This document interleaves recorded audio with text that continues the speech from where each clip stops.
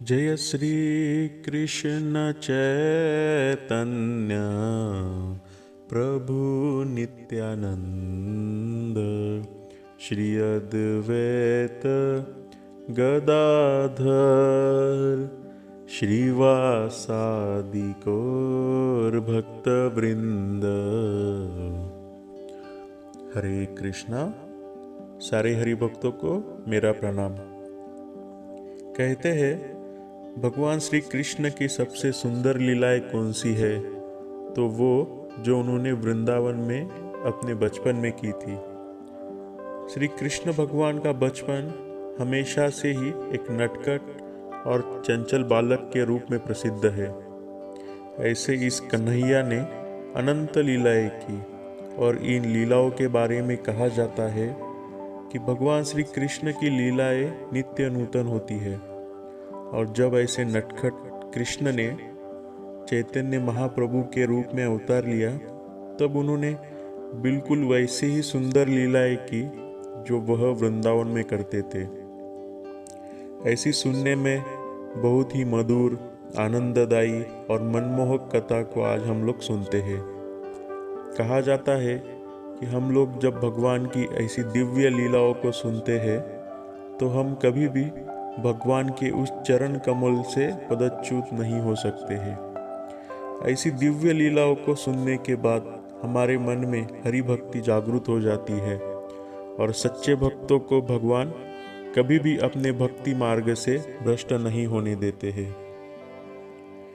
यह कथा से हमें इस चीज का ज्ञान होगा कि जब भगवान किसी को अपना परम भक्त बनाना चाहते हैं और उस पर अपनी कृपा दृष्टि बरसाते हैं, तब वह किस प्रकार सुंदर लीलाएं दिखाते हैं। किसी भक्त ने बहुत ही सुंदर पंक्ति लिखी है, तुमने ये सारा खेल रचायो, मुझ अमंगल को हरि भक्त बनायो। जिसका मतलब है, मेरे हरि भक्त बनने में भी हे प्रभु आप ही की कृपा है। गौर प्रेमानंदे हरि हरि बोल। एक बार श्री चैतन्य महाप्रभु के पिताजी यानी श्री जगन्नाथ मिश्रा के घर पर एक ब्राह्मण आए। वह बड़ा ही धार्मिक और अतुलनीय पावित्र्य का ब्राह्मण था। उस ब्राह्मण ने कई तीर्थ स्थलों की यात्रा की थी और वह हमेशा घूमता रहता था। ऐसे ही अपने हरि की खोज में लगे वह ब्राह्मण चैतन्य महाप्रभु के पिताजी के घर आए। चैतन्य महाप्रभु तब बहुत छोटे बच्चे थे। वह ब्राह्मण हमेशा भगवान की श्री गोपाल के रूप में उनकी पूजा करता था। जब जगन्नाथ मिश्रा ने इस ब्राह्मण का यथायोग्य आदर सत्कार किया, अपने बारे में बताते हुए ब्राह्मण ने कहा कि मैं एक अनासक्त व्यक्ति हूँ। मैं हमेशा अलग अलग जगह पर घूमता रहता हूँ।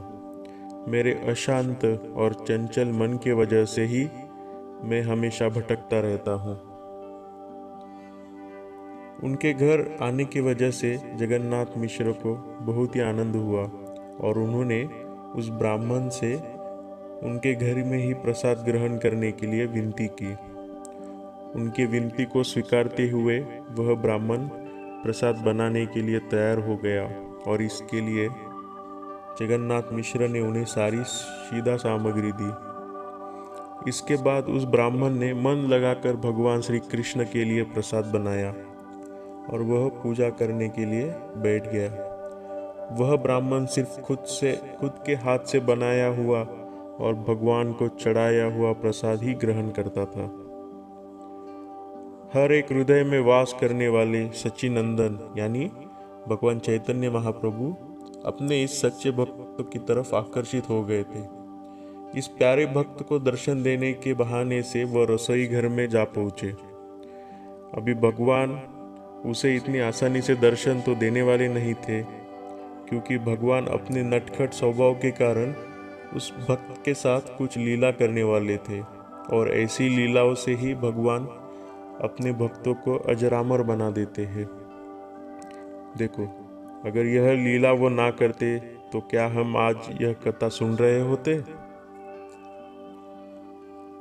पूरी तरह से नग्न और मिट्टी से भरा हुआ बदन, ऐसे इस विचित्र रूप में बाल निमाई निमाई यानी भगवान चैतन्य महाप्रभु उस भक्त के सामने खड़े हो गए, और इसी के कारण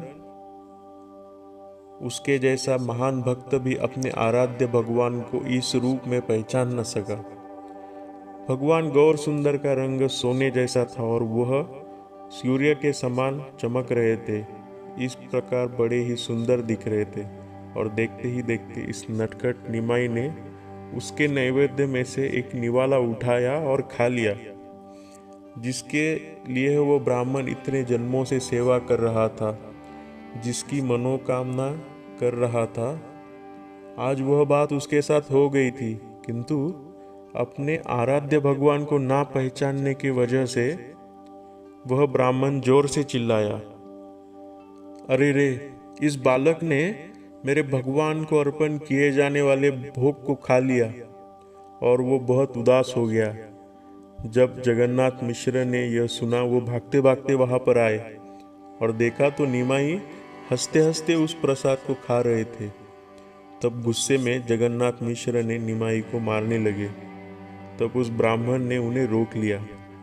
ब्राह्मण ने उनसे कहा, आप उदास मत होइए, मुझे बस कुछ फल दीजिए, आज मैं बस उतना ही खाऊंगा। तब जगन्नाथ मिश्र ने उस ब्राह्मण से विनती की कि मैं आपको वापस एक बार सब सामग्री देने की व्यवस्था करता हूँ, कृपया करके आप हमारे लिए वापस एक बार भगवान के लिए प्रसाद बनाइए। घर में सभी लोगों ने उस ब्राह्मण से प्रसाद बनाने के लिए विनती की। तब वो राजी हो गया। जगन्नाथ मिश्र ने सची माता से कहा कि निमाई उन्हें वापस तकलीफ दे सकता है, इसीलिए तुम पड़ोसी के घर इसे लेकर जाओ और उधर ही रुकना जब तक कि भोग अर्पण ना हो जाए। सची माता निमाई को लेकर पड़ोसी के घर में चली गई। वहां पर कुछ युवतियों ने अपने प्यारे निमाई की बहुत टांग खिंचाई की, उन्हें तरह तरह के प्रश्न पूछे, उनके किए गए बर्ताव के कारण उनका मजाक भी उड़ाया, और वह सारे उन पर हंसने लगे। इधर वो उस ब्राह्मण ने वापस एक बार भोजन बनाया और वो भगवान को भोग अर्पण करने के लिए पूजा करने लगा। उस समय अपने बाल गोपाल का स्मरण चालू कर दिया। इधर निमाई इन सब लोगों के साथ हंसी मजाक कर रहे थे, किंतु उनका सारा ध्यान उस भक्त पर था। उसके साथ उन्हें कुछ लीला और जो करनी थी। जैसे ही उस ब्राह्मण ने भगवान को भोग लगाने के लिए प्रसाद लाया तो निमाई बिना किसी को समझ में आए वहां से गायब हो गए, और जहां पर यह भोग रखा हुआ था वहां पर आए, और देखते ही देखते उन्होंने उसे खाना चालू कर दिया। यह सारी चीजें देख वह ब्राह्मण स्तब्ध हो गया। उसे कुछ भी समझ में नहीं आ रहा था।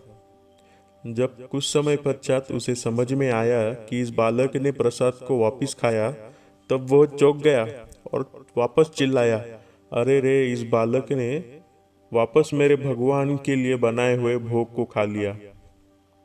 अब की बार जगन्नाथ मिश्र भागते भागते वहां पर आए, और वह सारे लोग बड़े ही अचंभित थे। किसी को भी समझ में नहीं आ रहा था कि निमाई पड़ोसी के घर से वहां पर कैसे आए, परंतु गुस्से के कारण उन्होंने इस पर गौर नहीं किया, और पिता जगन्नाथ मिश्र उन्हें मारने के लिए भागने लगे। तब उस ब्राह्मण ने उन्हें यह कहकर शांत किया कि शायद आज भगवान की ही इच्छा नहीं है कि मैं उन्हें भोग लगाऊं। इसमें इस छोटे बालक की कोई गलती नहीं है। आज मेरे भगवान को मैं बिना भोग लगाए ही भूखा ही सो जाता हूँ। देखो, जो असली भक्त होते हैं वो कोई भी कृत्य को भगवान की इच्छा समझकर उसे अपनाते हैं, ना कि उसके लिए किसी और को दोष देते हैं। और यही एक बड़ा भक्त होने की निशानी होती है। वह ब्राह्मण उदास होकर वैसे ही सोने लगा। उसी समय वहाँ पर नित्यानंद प्रभु एक ब्राह्मण के रूप में आए और उन्होंने इस ब्राह्मण से बात की और कहा कि आप जैसे महान भक्त को देखकर मुझे बहुत ही आनंद हुआ है और आपके साथ आज जो कुछ भी हुआ वह सुनकर बड़ा ही दुख हुआ, किंतु आप एक प्रतिभा संपन्न भक्त हो और आप भगवान के लिए बहुत ही जल्दी खाना बना सकते हो। तो मैं वापस एक बार आपसे गुजारिश करना चाहूँगा कि आप भगवान के लिए भोग बनाएं। तब उस ब्राह्मण ने कहा कि मैं पहले ही 2 बार भोग बना चुका हूँ, अब रात के 2 बज रहे हैं और यह समय भोग बनाने का नहीं है। शायद भगवान ही नहीं चाहते हैं कि मैं उनके लिए भोग बनाऊं, और जब भगवान ही कोई चीज़ नहीं चाहते हैं तो वह चीज़ किसी भी हाल में संभव नहीं है। यही अच्छा है कि मैं आज बिना कुछ कहे खाई सो जाऊं। परंतु नित्यानंद प्रभु ने उनकी एक ना सुनी और उन्हें भोग लगाने के लिए बड़ा आग्रह किया। अभी देखो, भगवान है, भगवान तो लीला करेंगे, और इसी लीला के तहत वह ब्राह्मण वापस एक बार भोग बनाने के लिए तैयार हो गया। इस बार निमाई जहां पर सोए हुए थे उसके बाहर स्वयं जगन्नाथ मिश्र पहरा दे रहे थे। उस ब्राह्मण ने वापस एक बार भोग बनाया और वह नैवेद्य अर्पण करने के लिए भगवान के पास पूजा करने लगा। उसी समय भगवान निमाई वापस एक बार उसे दर्शन देने के हेतु से उसके सामने आए। इस बार उन्हें देख वह ब्राह्मण बहुत डर गया और जोर जोर से चिल्लाने लगा, किंतु योग निद्रा के कारण किसी ने भी उनकी बात नहीं सुनी। तब चैतन्य महाप्रभु ने ब्राह्मण से कहा, अरे ब्राह्मण, तुम तो बड़े ही विचित्र हो।